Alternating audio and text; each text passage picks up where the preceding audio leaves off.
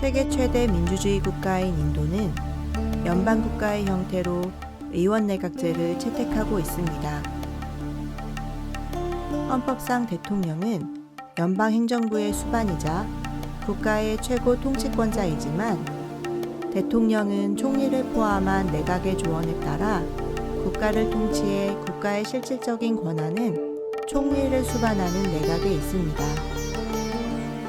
한편 내각은 하원에 대해 집단 책임을 지며 연방정부와 마찬가지로 주정부에서도 주지사가 행정수반으로 주 내각의 조언에 따라 주를 통치합니다.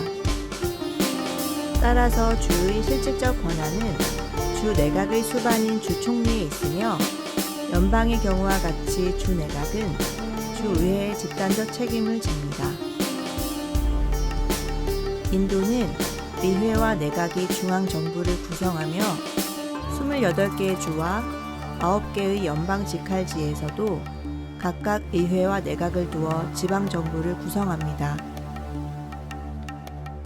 의회는 양원으로 구성되며 소선거구제로 단순 다수투표제, 보통 직접선거에 의해 선출되는 하원과 각 주의회에서 간접선거에 의해 구성되는 상원으로 구성됩니다.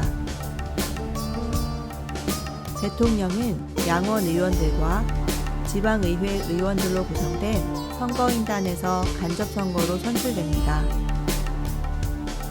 상원은 각 주 및 연방직할시 의회에서 선출된 233명과 대통령이 임명하는 12명으로 구성된 총 245명의 의원들로 임기는 6년으로서 매 2년마다 3분의 1씩 교체됩니다. 간접선거에 의해 선출되기 때문에 각 주를 대변하기보다 각 주 정당 세력을 반영하고 있어 국민들에게 지지를 받지 못합니다.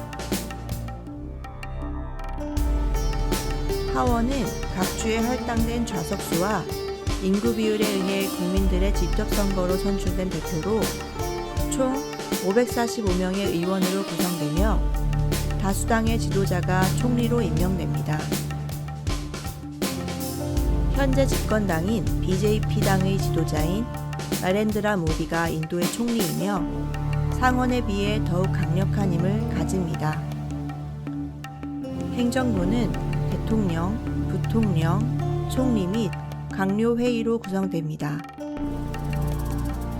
대통령은 상원과 하원 및 주의회 의원으로 구성된 선거인단에 의해 선출되어 국가 원수로서의 상징적 기능을 수행하고 부통령은 상원과 하원 의원으로 구성된 선거인단에 의해 선출되며 상원의장을 겸합니다. 총리는 하원의 다수 의석을 차지한 정당 지도자를 대통령이 임명해 연방정부의 실권을 행사하며 실질적 국가 원수로서의 역할을 수행합니다.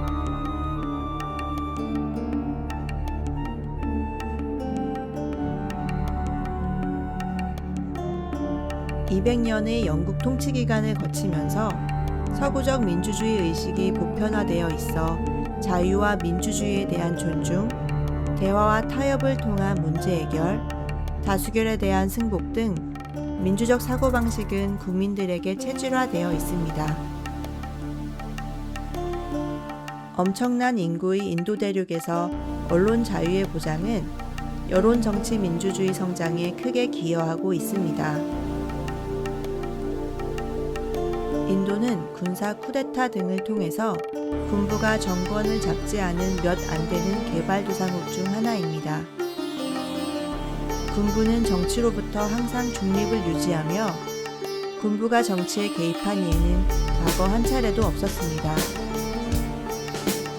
국민 대다수인 힌두교도와 소수 종교 중 가장 큰 집단을 이루고 있는 이슬람교도 사이의 갈등과 대립은 항상 인도 정치의 큰 걸림돌입니다.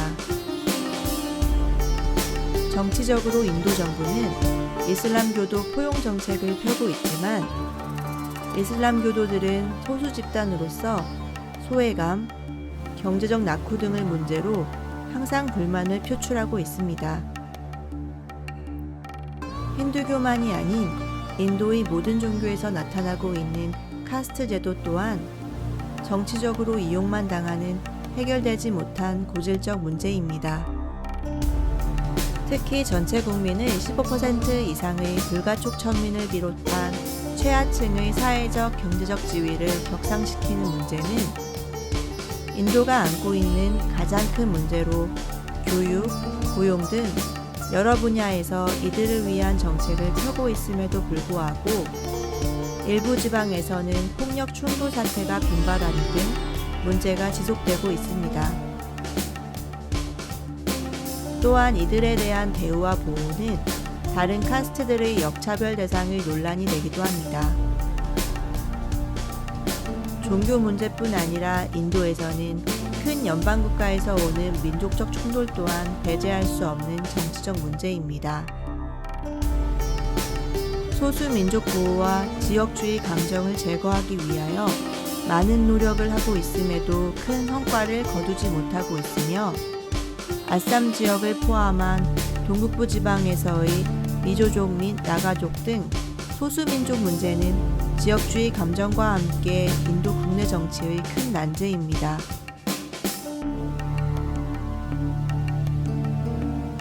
포털 사이트에서 인도 정치의 연관 검색어로 자주 부패가 등장할 정도로 부정부패는 인도 정치의 가장 큰 문제로 지적됩니다.